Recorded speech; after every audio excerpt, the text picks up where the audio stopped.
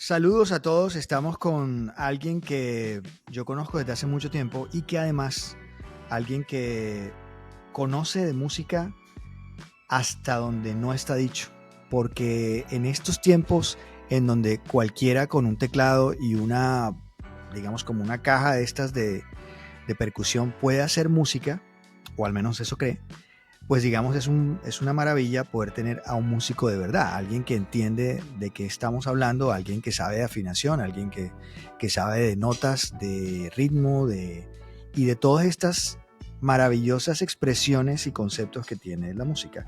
Estoy hablando de Alejo Gómez, cuyo primer karma es llamarse Alejo Gómez, teniendo que luchar contra el otro Alejo Gómez, que es mucho más masivo, mucho más, digamos, comercial, que este Alejo Gómez, que es un man que conozco desde finales de la década de los 90. Alejo va a contarnos un poco, no solamente vamos a usarlo como una excusa para poder hablar no solamente de la situación musical de hoy en día, sino de cómo esta evolución, no sé si llamarle evolución, pero no, de este camino realmente es una verdadera evolución o es una absoluta caída. Eh, Alejo, bienvenido. De verdad que qué maravilla tenerte. De las pocas cosas buenas que ocurren en la vida es poderte ver. Hombre, muchas gracias. Muchas gracias por invitarme, hermano. Siempre es un placer hablar contigo de todas estas cosas. Sí, esas palabras muchas veces uno las dice sin sentirlas, pero esta vez yo creo que algo tiene que haber de cierto en esto. Sí, para mí Total. también es muy placentero poderte, poderte ver y hablar sobre todo. Una cosa que yo quiero arrancar es pues preguntándote un poco cómo fue un poco el comienzo, en qué momento te diste cuenta que la música era lo tuyo y en qué momento decidiste como a tomar esto en serio. Pues hermanos, la verdad no sé en qué momento me di cuenta de nada porque como que la música siempre estuvo ahí. O sea, Ujú. sí, me recuerdo cantando y tocando canciones de Silvio Rodríguez y haciendo eso todo el tiempo, inclusive en el colegio no hacía nada más que eso. Entonces, un momento en mi vida donde en mi casa me vieron como ya decidido a que eso iba a pasar y entonces pues se preocuparon mucho. Entonces Ujú. me metieron a estudiar comunicación social, me pagaron un semestre de comunicación social y en ese semestre pues no hice nada más que seguir tocando. Entonces ahí ya fue cuando ya me tocó decidir que algo tenía que pasar con mi vida y ahí decidí que me iba a dedicar a la música para que en un futuro no me arrepintiera de no haberlo hecho. Esa fue la razón. Eh, ¿Y en qué momento, digamos, la música se te fue hacia el lado del rock? O sea, por qué el rock y no el vallenato o la cumbia o ese tipo de cosas? Pues mira, en mi colegio había dos bandas importantísimas que se llamaban, una poligamia, que es la de Andrés Cepeda y Juan Gabriel Turbay, y la otra era Marlo Ávil, que era una banda mucho más rebelde, con un tipo de música más tirada hacia el grunge, supongo yo, o algo así. Y esa banda me influenció mucho para cambiar un poco, por lo que te decía, porque yo siempre tocaba era pura música acústica, Silvio Rodríguez, Sui Generis, Joan Manuel Serrat y esa vaina.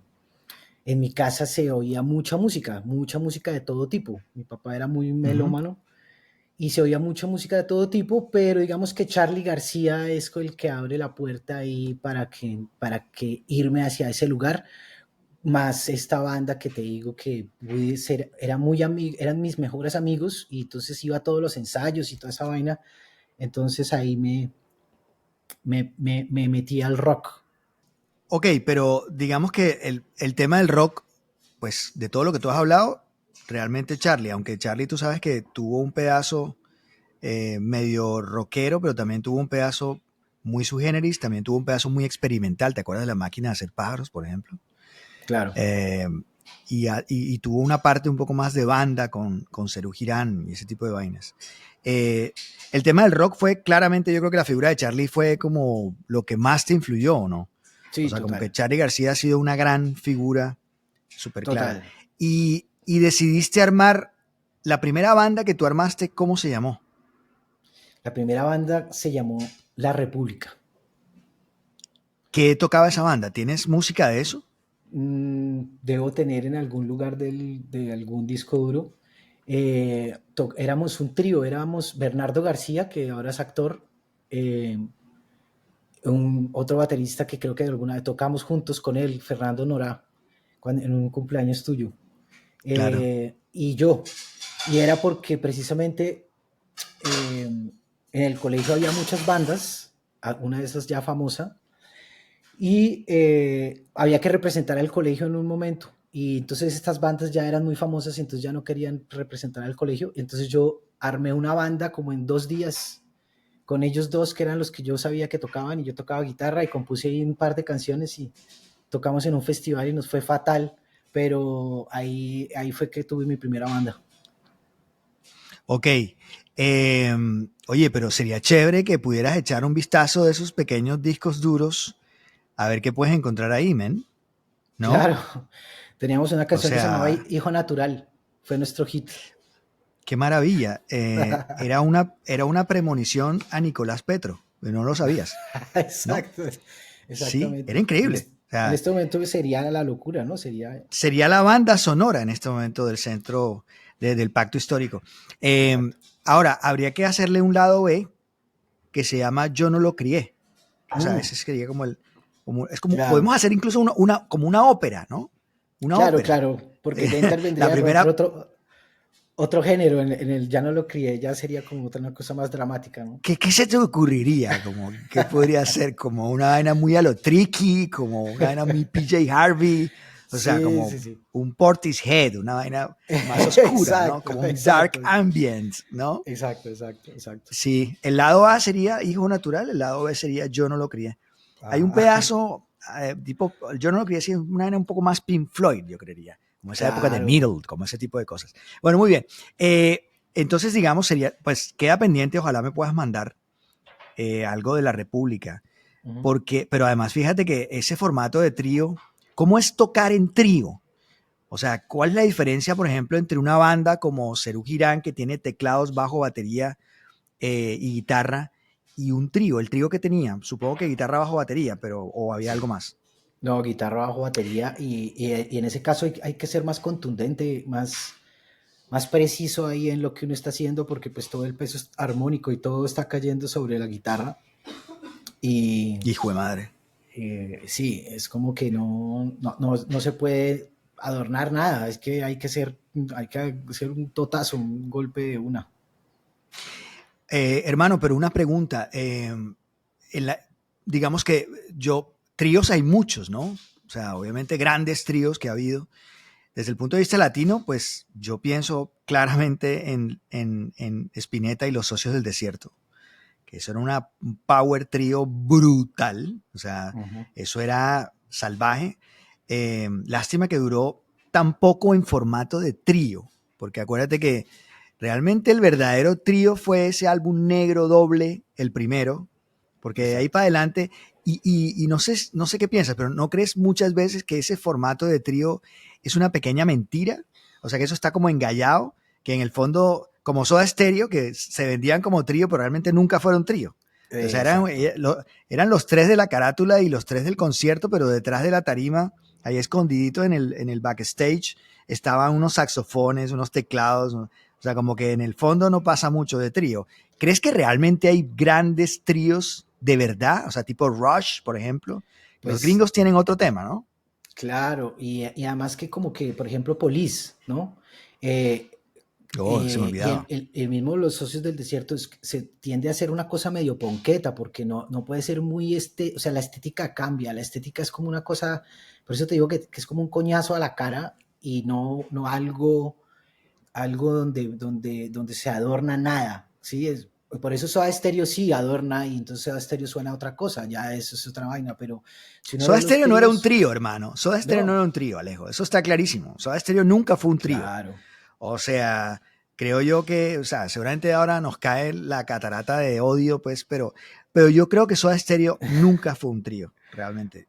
no, no, no. Quizás pudo haber hecho cosas de trío, pensando, por ejemplo, en álbumes como Dínamo, ¿no?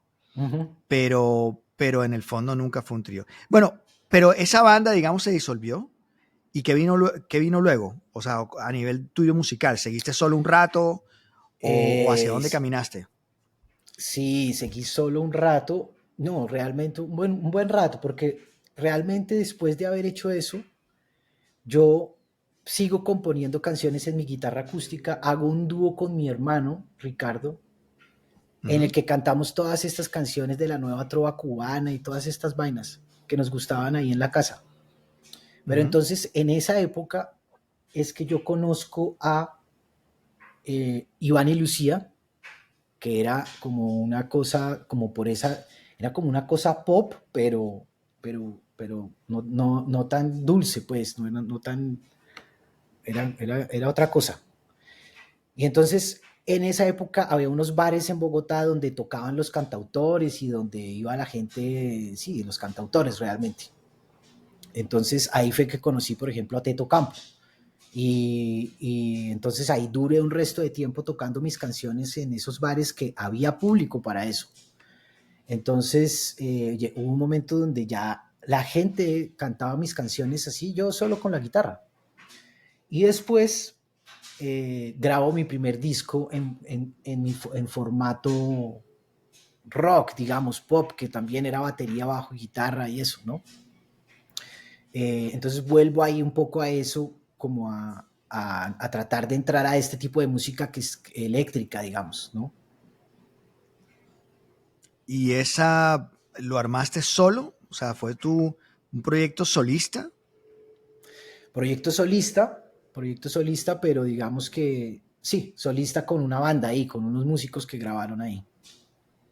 Sí, Pasaste por la figura de un man como Teto Ocampo, sí, recientemente fallecido, de hecho. sí. O no sé si recientemente, porque la verdad ya uno el tiempo, ya no sé si pasó hace 5 años. ¿Cuánto hace que murió? No hace mucho. Para mí Hace no hace mucho. 4 meses, más o menos. Ah, entonces sí fue recientemente fallecido.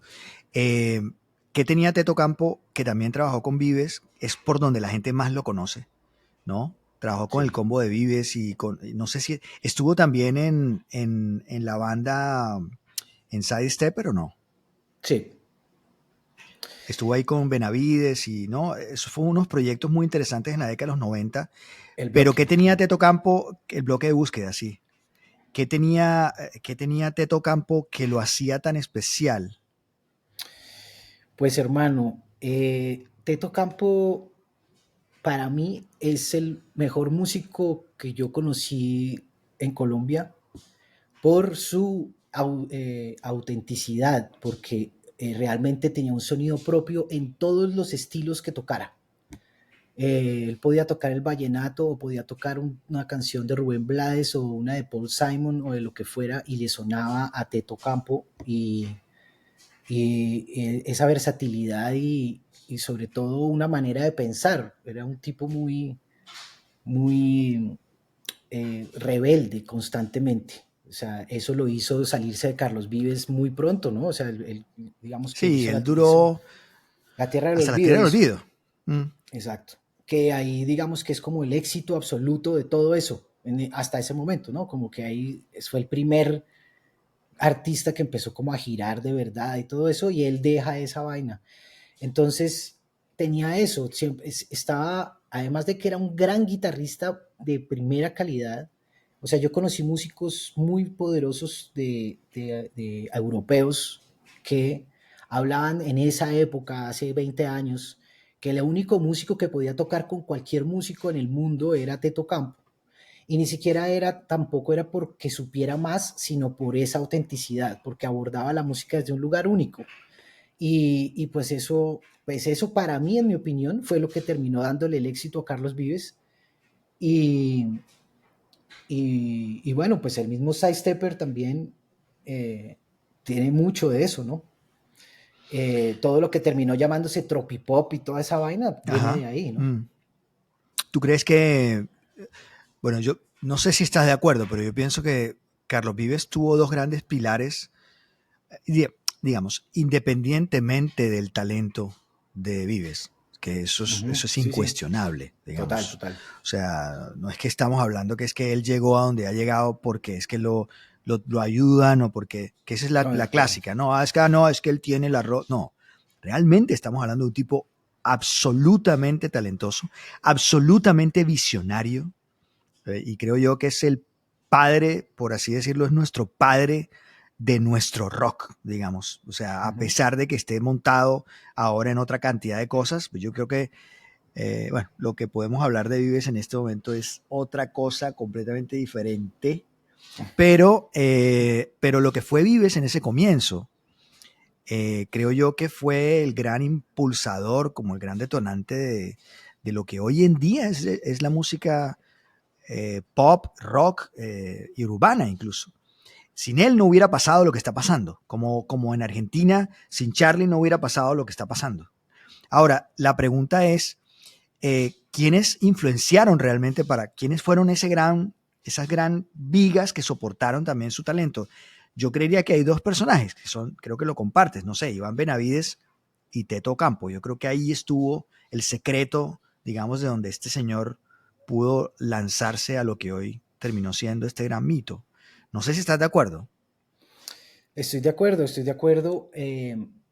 Estoy de acuerdo además en que yo conocí a Carlos Vives ahí en esa época, un poco después de La Tierra del Olvido, donde él ya empieza a escribir sus canciones, porque él al principio no escribía Uh nada, -huh. pero Ajá. aprendió y se la tomó en serio y se hizo unas canciones increíbles. Pero digamos que esa cosa única está hecha por esos personajes, por Teto y por Iván.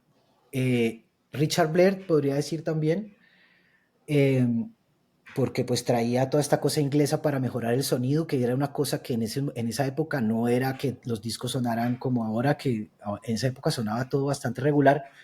Y creo que, porque me acuerdo que cuando salió Carlos Vives y los clásicos de la provincia, los gordos estos de las disqueras empezaron a decir, no, saquemos ya vallenato con guitarra eléctrica, y entonces esto salió de estas viejas bailando y cantando estas cosas y tal. Entonces era como Azúcar una, Moreno. ajá, Azúcar Moreno. Luna Luego también Verde, estuvo Luna Verde, ojo.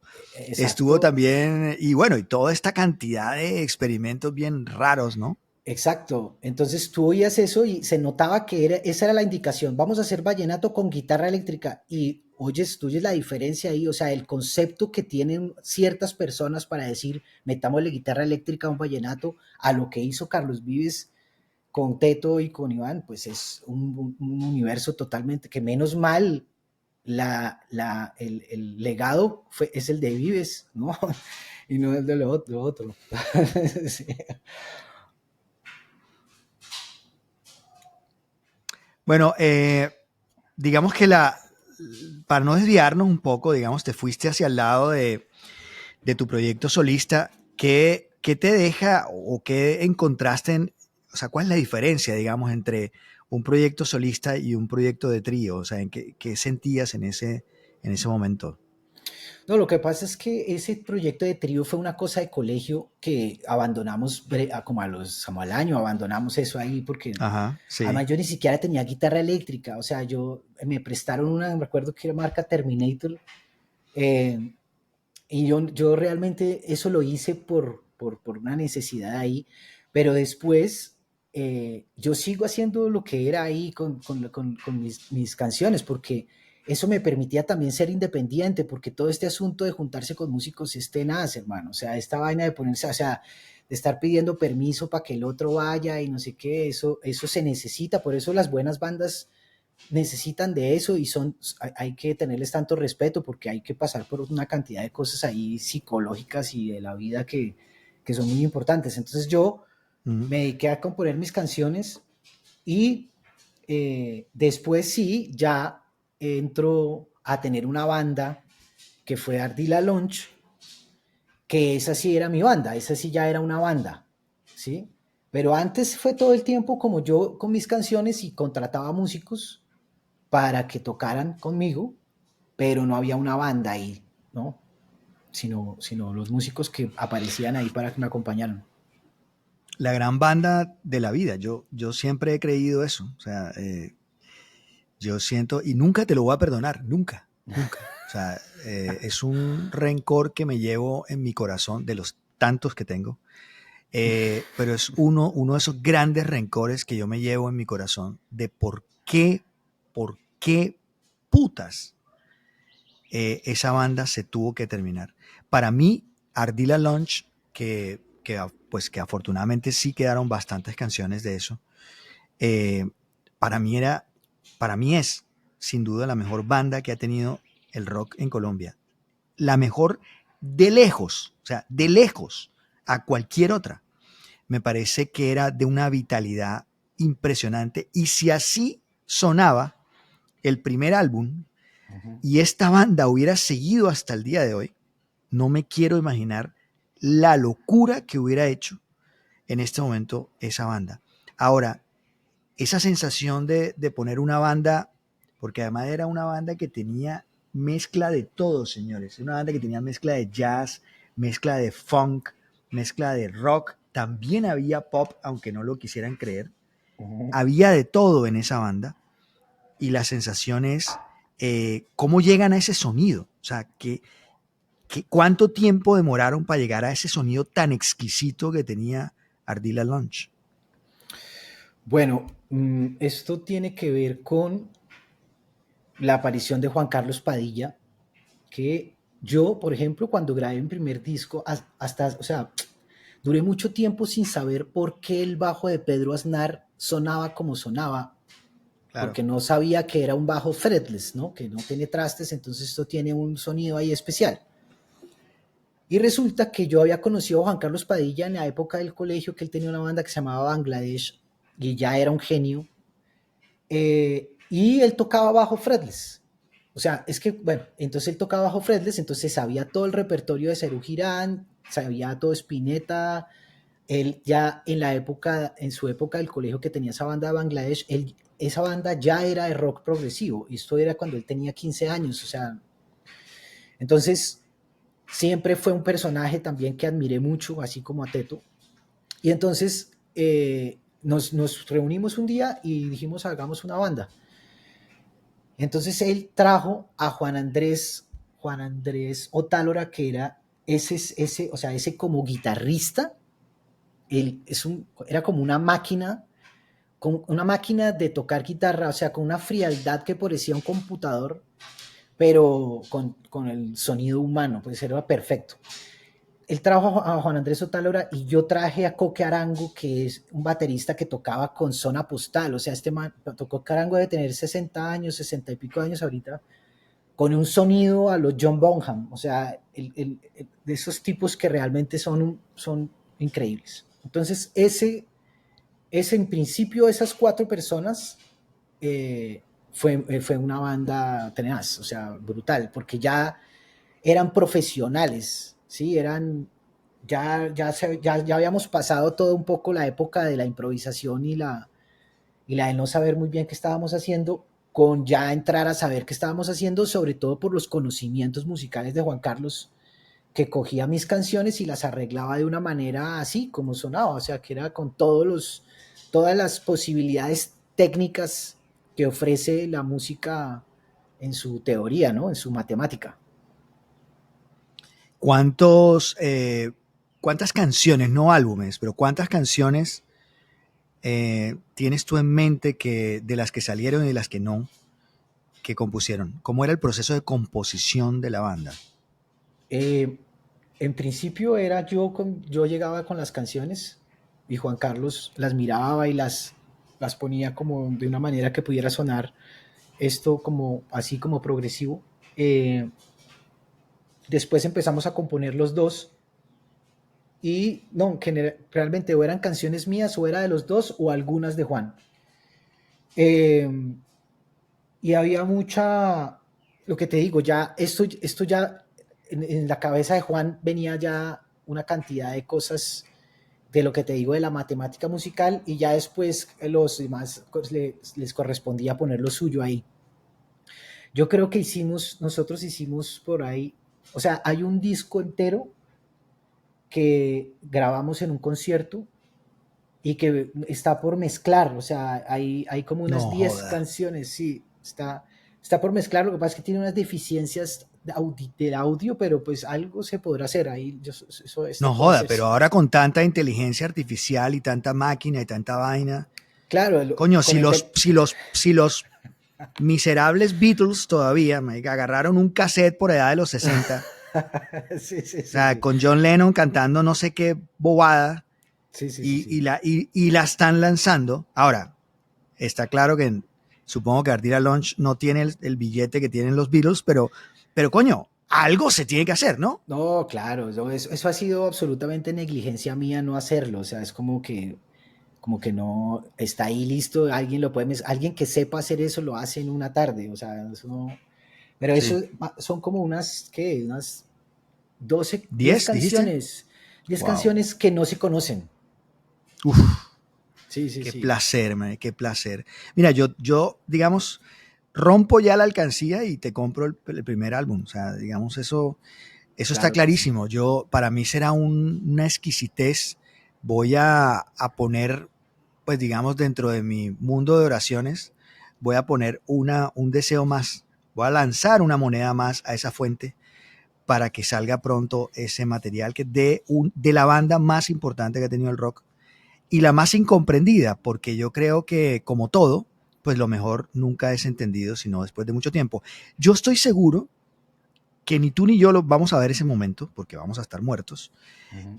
pero yo estoy seguro de que en algún momento, afortunadamente esto queda grabado, en algún momento alguien va a encontrar esto y va a decir, cojones, esta banda existió en Colombia, cojones.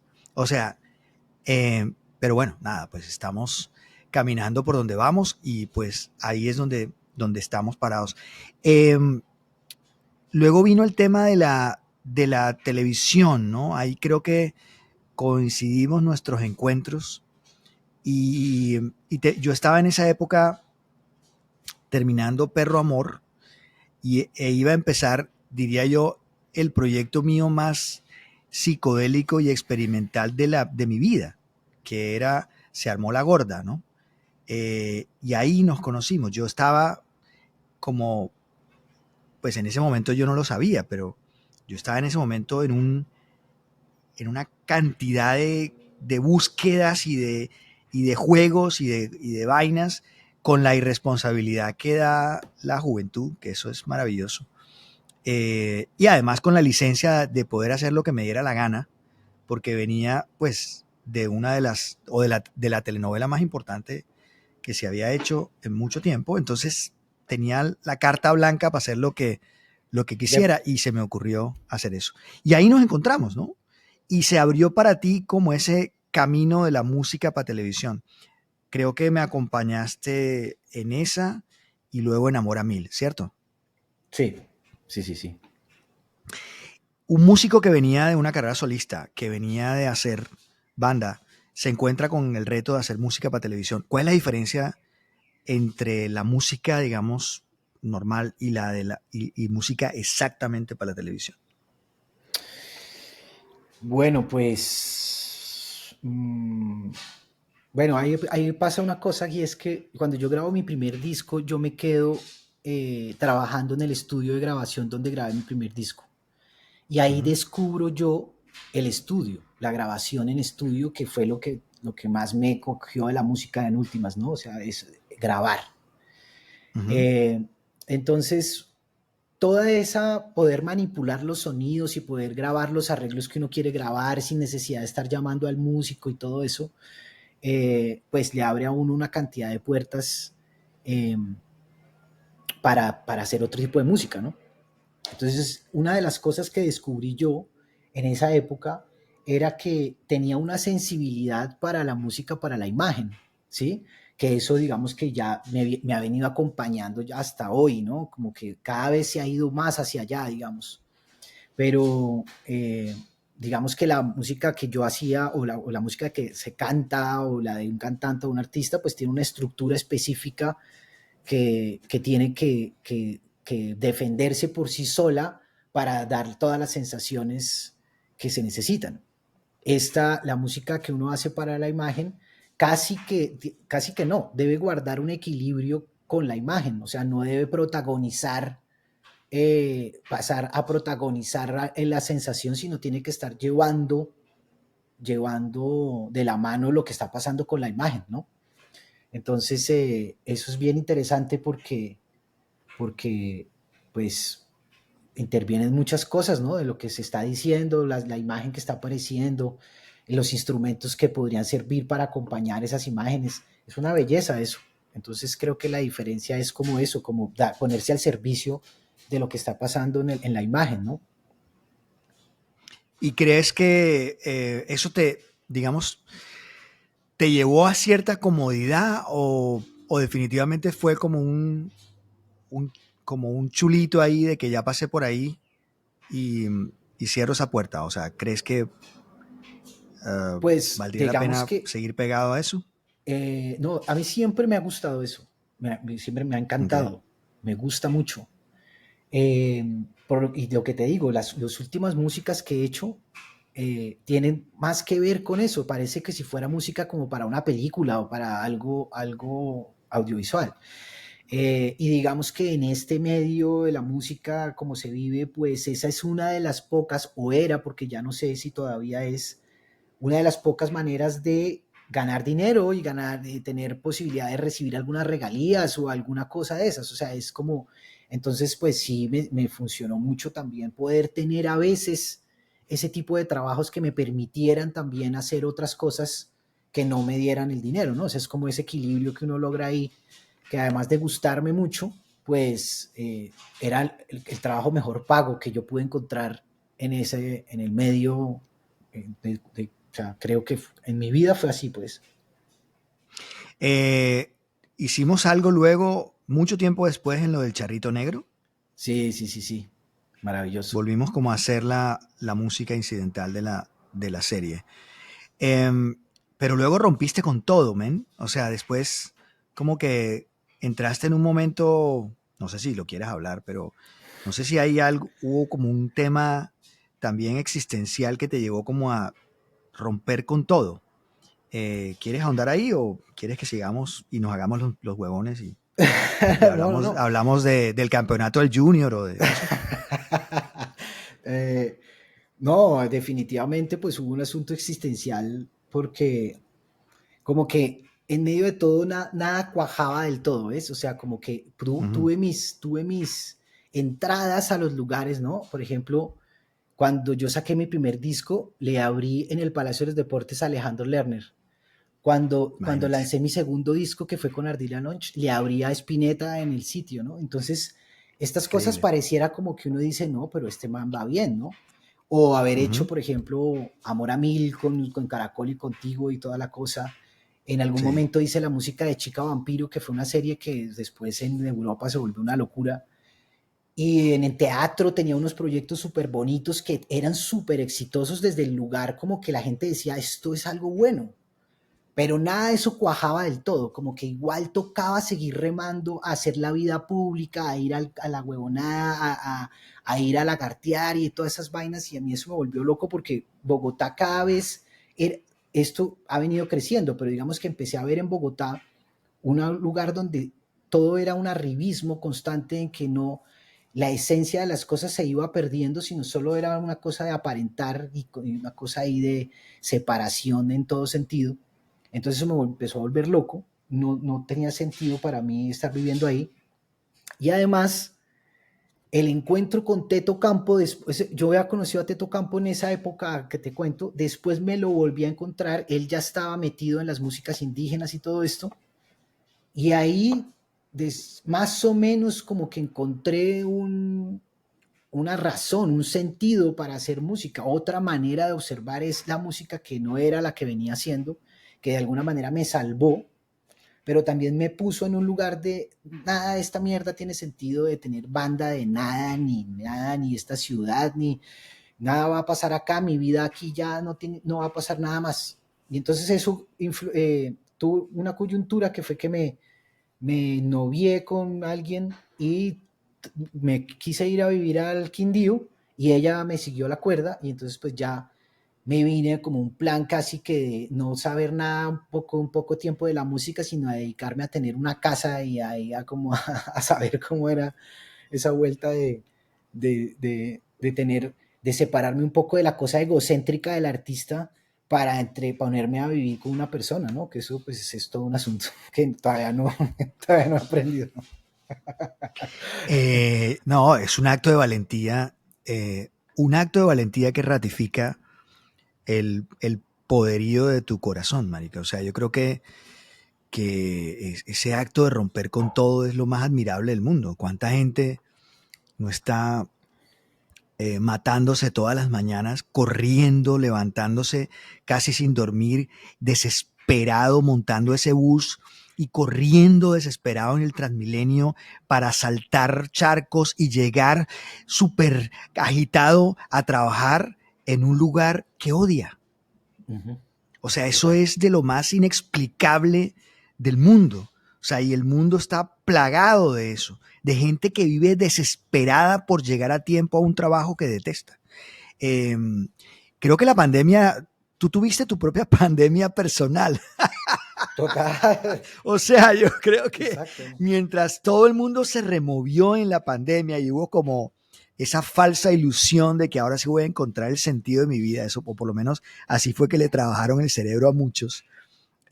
Hubo otra gente como tú que sí vivió su propio virus personal. Tú tuviste un COVID existencial que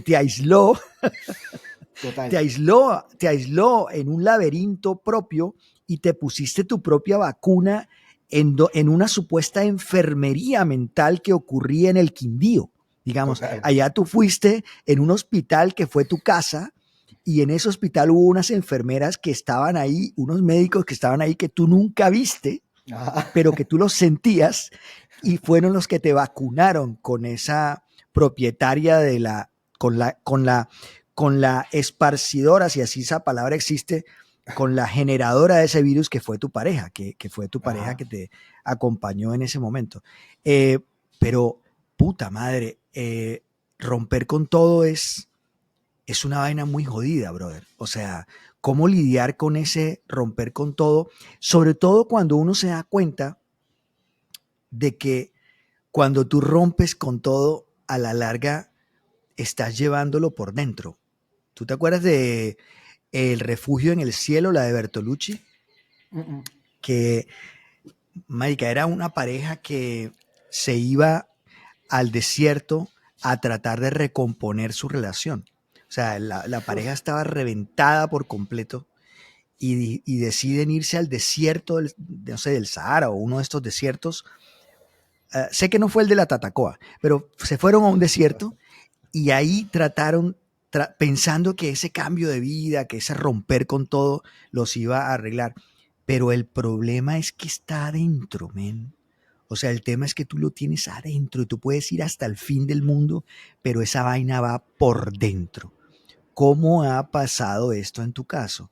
¿Cómo lidias con ese placer doloroso de la coherencia? Pues nos pusimos Eh, putamente existenciales.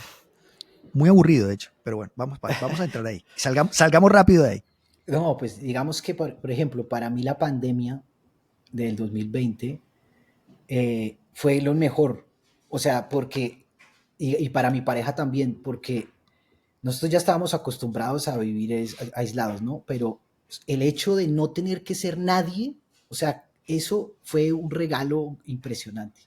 Cuando Uh -huh. volvieron a abrir, pues fue un dolor, porque otra vez tenía que ser alguien, otra vez tocaba ir afuera y decir, soy esta persona y hago no sé qué y toda esta vaina que es insoportable. Y ese ha sido como mi rollo doloroso, ¿sí?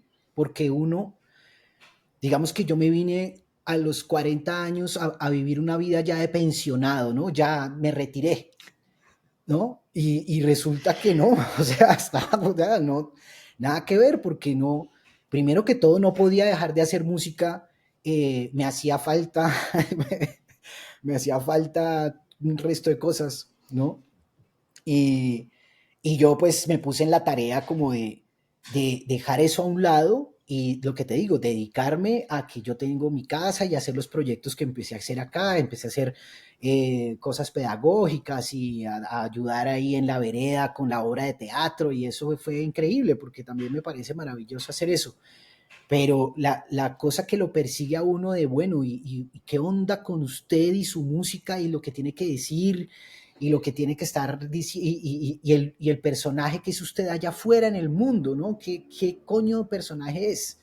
Y eso, pues, ese es el rollo que más, como mi talón de Aquiles, ¿ves? Como no poder dejar del todo algo que posiblemente haya sido del pasado.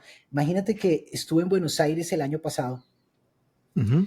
y entonces fui al barrio de Spinetta, a la última casa que tuvo.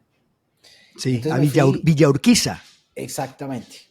Y entonces fui allá a la casa, vi la puerta, la vaina ahí, y entonces me puse unos audífonos.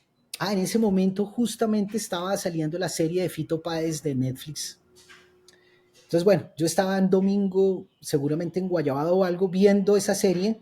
La serie me pareció espantosa y dije, bueno, pero yo estoy en Buenos Aires, o sea, yo puedo apagar esta mierda e ir a mirar algo de verdad, ¿no? Entonces me fui a donde estaba, al barrio de Spinetta, con unas canciones de Spinetta que me puse en los audífonos mientras veía la calle y lloré como un niño y me fui a una parrilla a comer oyendo esa vaina, a la parrilla del barrio, y era como una comunicación con Spinetta, ¿no? Una comunicación espiritual con Spinetta. Cuando me quito los audífonos, hay una mujer en una casa cantando y está cantando no te alejes tanto de mí, no te alejes tanto de mí. No, o sea, fue un encuentro increíble. Pero en ese momento, también, caminando, me di cuenta que Spinetta estaba muerto.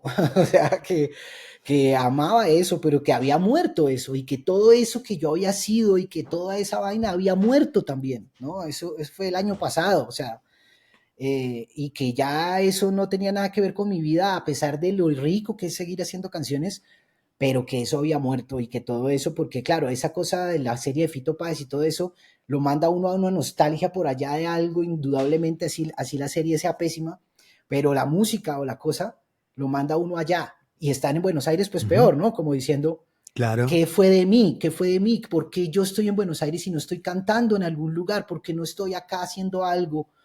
Fue un momento ahí de una crisis ahí pequeña, por fortuna, pero que me recordó eso. Entonces, son varias etapas en las que uno se va recordando cuál es su presente y que su pasado, pues ya es su pasado y que todo bien, ¿no? Como sin tanto rollo.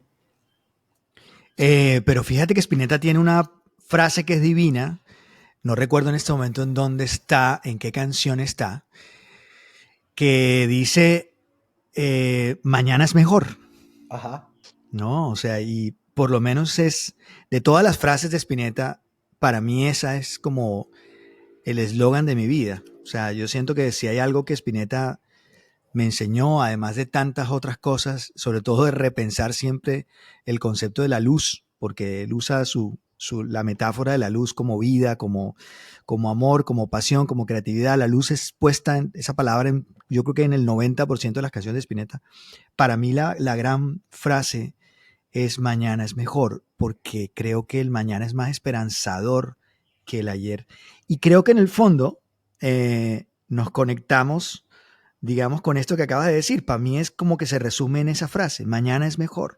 total. Eh, pero el tema es que el mañana es mejor, pero en el mañana, o sea, hay una cantidad de porquerías con las que uno va a tener que lidiar. ¿Entiendes? O sea, Claro, hay hermano. una... entonces, ¿cómo es la industria de la música hoy en día? O sea, ¿qué crees tú que está pasando con la música hoy en día? O sea, ¿cómo lidiar con un músico o con los músicos que están tan preparados para poder llegar a un primer lugar o a una atención grande, masiva, que no las tienen en este momento. ¿Qué crees tú que hay que hacer? No, no, no, yo creo que a esa piñata le sacaron todo lo que se les pudo sacar, o sea, eso se pudo ver, digamos, en los ochentas fue el clímax de esa vaina, en los noventas Sí. más o menos, y de 2000 para Mm. abajo ya viene la decadencia absoluta, en el sentido de ese sueño de ser un músico que mueve masas y que gana dinero con esa vaina, o sea, eso cada vez está más. Pero, o sea, para ti, o sea, ¿tú crees que esta vaina no pasará? O sea, ¿tú crees que no hay una moda que va y viene? O sea, ¿así de tajante estás? Pues, hermano, por lo menos lo que me queda de vida, creo que se demora un rato en todavía, no. ¿Y sabes qué es lo peor que está pasando? Que es por eso pienso que es difícil volver o que Ujú, cambie, que las ujú. nuevas generaciones no reconocen lo que reconocimos nosotros en oír un disco que estaba bien grabado o que tuviera un buen arreglo o que tuviera una cosa de esas, sino que ya hablan de que la inteligencia artificial puede hacer música y no sé qué. Entonces, claro, para uno es como absurdo, pero para una persona en 10 años es posible que la música que oiga sea la de la inteligencia artificial y ni siquiera se acuerde que existió Genesis o que existió nada ni nada. O sea, ya es como un público que no reconoce cuál es la calidad o no la calidad, sino que está pendiente de otra cosa y además un público que no tiene tiempo para oír música, ni oye nada completo, ni nada, sino es como que oye retazos de canciones y ya, ¿no? Y como que van a conciertos a vivir una experiencia, obviamente, pero que en últimas lo de menos es la música, ¿sí? Entonces, eso es lo que creo que está pasando, que lo de menos es la música. Entonces, eso está difícil de que retorne pronto, porque ya se fue a una cosa que no, o sea, por ejemplo, no sé, una orquesta de salsa, qué sé yo, o sea, una orquesta de salsa que tiene 15 músicos, no sé, No, es, chao. chao, es dificilísimo que esa No, porque vaina, además no es rentable ya, ¿me entiendes? No, claro, no es rentable, se ven como unos dinosaurios, porque es que además, eh, desde ese punto de vista también es muy bravo. Estos manes y estas chicas tienen todo el billete del mundo, básicamente porque son ellas solas y una máquina. Entonces, exacto, exactamente. ¿para qué tú Y lo tienes que, una cantidad de músicos, 30, 25 músicos? Piensa, por ejemplo, en la Orquesta Mondragón, piensa, por ejemplo, no sé, en el Gran Combo. Eso es una cosa que se va a morir y se va a desaparecer, porque es que, ¿cómo vas a mover tú 30 músicos cuando puedes mover una cajita y unos teclados que son 6 o 7? Pones a un productor ahí al lado, que es el que te maneja un poco la cosa, y echa para adelante, ¿no? exacto, entonces, por eso te digo, digamos que para nosotros toca el gran combo que en este momento ya es como casi una reliquia, pues como un Sí, museo, sí, sí. pero, Sí, pero sí. uno dice, bueno, voy a oír el solo de trompeta que es y tal, allá al concierto. En 10 años ya no importa que suene la pista y cante un man ahí, no hay ninguna diferencia, si no, no Claro, porque, existe. si interpreto bien es como que los chicos, digamos, la generación nueva, ya no le importa, puede que lo reconozcan, este era natural, esto no es natural, pero no le importa, no lo valoran, digamos. Exacto, A eso vas? Ok, ok, exactamente. Que ok. un poco pasa con todo. Recuerdo, voy a hacer un paréntesis pequeño, cuando subió Gilinski compró Semana y subió Vicky Dávila, que le hicieron la entrevista diciéndole, pero ¿cómo se le ocurre echar a las vacas sagradas de Semana, Caballero y estas viejas, Dusan y todo eso?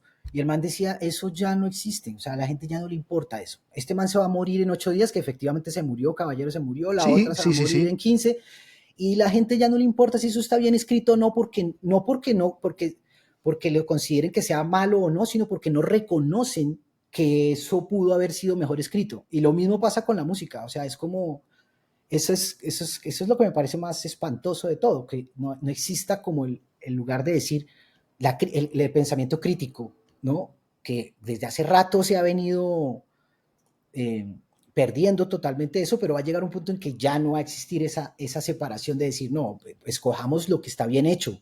No, porque ya no hay diferencia. Bueno, pero ¿cómo conciliar con eso? Yo me acuerdo de alguien a quien yo estimo mucho que decía, la salida ante esas cosas es entrar con la de ellos para salirse con la de uno.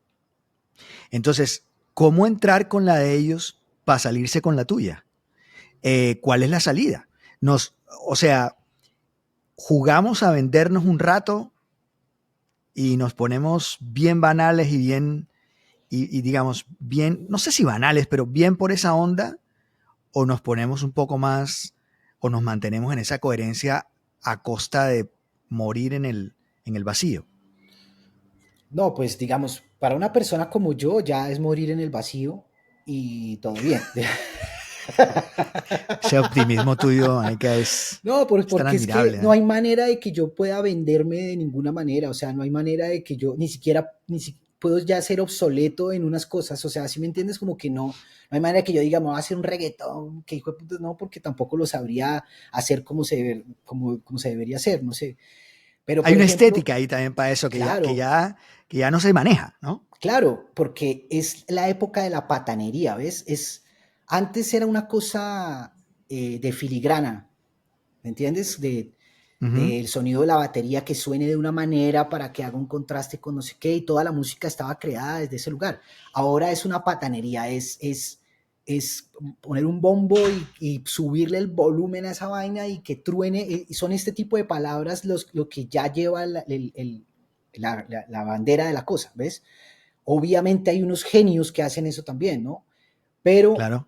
por otro lado, sí estoy viendo un lugar del regreso de la canción, por ejemplo, el regreso Ujú. del cantautor. Hay varias cantantes en este momento en Bogotá, mujeres, conozco varias, La Muchacha, Viriela Ojeda, eh, bueno, otra pastusa, los pastusos están tomando el liderazgo de la música, que eso me parece maravilloso. Ujú. Y entonces también es una persona con un instrumento que también sale barato para los promotores y eso, pero pues es la guitarra, lo Bob Dylan, ¿no? Hace no sé cuántos, 50 años. Y eso está Ujú. pasando otra vez. Entonces digamos que ahí hay una salida también porque casi que el instrumento acústico se vuelve también algo novedoso, ¿no? Como que, mira, Sí, tiene una existe. guitarra, exacto, es como, Eso se llama guitarra. Sí. exacto, exacto, y la afina y no sé qué, y algo hace con eso, ¿no? Eso también, yo digo que a mí me encantaría, obviamente hablando huevonadas, que se quemara, que se quemara toda la música que existe y que nunca más, o sea, que nadie pudiera oír absolutamente nada de lo que pasó para que volviera a tomar valor que alguien en la esquina esté tocando una guacharaca, a veces como que el sonido acústico que es tan importante tenga un valor, porque digamos que si tú necesitas oír música, pues te toca ir a visitar al músico, porque ya el exceso lanzan como 50.000 canciones al día, no sé cuál es la cifra, es absurdo. Entonces, ya casi que no hay espacio, pero empiezan a salir otra vez estos tipos con la guitarra o estas viejas con la guitarrita y la gente está contenta con eso, por lo menos veo yo, aunque tampoco es que sepa mucho de lo que está pasando en el mundo, pero veo que hay, esa también es la salida, ¿no? Que todavía todavía existen los instrumentos acústicos y eso. ¿Y le apuestas a eso? Pues Digamos, en tu carrera, en tu vida, ¿le apuestas un poco a eso? yo le apuesto a eso en mis grabaciones y en la música que estoy explorando todo el tiempo. Últimamente, después de esto que te digo que pasó con lo de mi viaje a Buenos Aires y eso que pasó, y cada vez veo más que yo ponerme a cantar en vivo y eso, digamos, ir a un teatro, bueno, no un teatro de pronto, pero a un bar a cantar o alguna cosa como que lo veo imposible. Cada vez me da más jartera entrar a esos espacios y eso, pero sí desde mi lugar de productor digamos que últimamente hago como una especie de coach a los músicos para componer, para buscar sonido nuevo. Y entonces con estas herramientas que precisamente Teto Campo hablaba de una cosa que se llamaba el paleofuturismo, que era Wow. en lo más antiguo encontrar lo moderno. Uf. Entonces, digamos que Eh, yo vengo de esa escuela, ¿no? Yo soy como un discípulo de eso. Entonces, eso es lo que pongo en práctica y veo que eso tiene, tiene una, digamos, han venido personas muy jóvenes a mi casa que encuentran ahí en eso algo tremendo, algo, un universo impresionante que está, que viene desde allá, desde lo más antiguo, ¿no? Y eso es lo que yo siento que te está moviendo. Duraste los últimos 10 minutos completamente desesperanzado y en este momento te veo que hay unas vibras adentro de ti que parecería que manifiestan algo de optimismo. Claro. Eso te anima un poco, ¿no? O sea, te anima un poco en medio de el marasmo del desencanto, pero digamos que te veo ahí como con una luz muy débil, pero una luz en medio de, o sea, de la noche, ¿no? O sea, hemos lanzado un cubo de hielo al infierno, pero al menos algo se enfriará, digamos. Eh, eh, pero hay una cosa maravillosa de eso. Ahorita que estabas hablando del asunto, bueno, no sé, digamos, en comedia, eh, Gonzalo Valderrama, que es el maestro como de comedia, también un coach también de comedia, Ajá. está un poco también montando a todos estos pelados a entender y un poco, no sé, Camilo Cifuentes, todos estos manes de esta generación nueva están entendiendo un poco eso mismo que pueden estar pasando con tus pupilos, que es como entender ese concepto de Teto, el paleo, ¿qué? Paleofuturismo.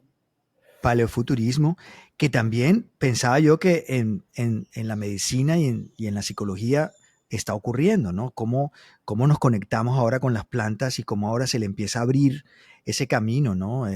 La psicología conectada y revalorando más que nunca el tema del yoga, de la meditación, de ese tipo de tradiciones viejas e incluyéndolos a la ciencia y como que conectándolos con la ciencia. Tal vez sea esa el camino de la música y tal vez sea ahí eh, el trampolín de tu serenidad, digamos, de la calma, de la neurosis, ¿no? Claro, porque es que lo que te digo, o sea, de esa piñata de la que te hablaba, quedan dos chicles y un carrito, y hay millones allá peleándose por ese chicle, ¿ves? Y entonces como que tú estás ahí, siempre me pasó en las piñatas eso, como que al final renunciaba, o sea, yo que voy a ir allá a pelearme por esa vaina, y me quedaba mirando desde afuera, y eso fue lo que me pasó un poco, como que vi que todo el mundo se fue para allá, no sé qué, y yo me quedé ahí como medio con unos manes ahí al lado, como unos pocos, pero ahí es donde uno dice, ah, no, pero esto sigue, esto está buenísimo, aquí uno puede respirar y puede tal, y no, Mm. puede hacer otras cosas que no es allá metido peleándose por esa ficha, ¿no? Entonces, Sí, claro, sobre había todo calma, porque, claro, sobre todo porque la piñata es un sueño, la piñata claro. es una ilusión.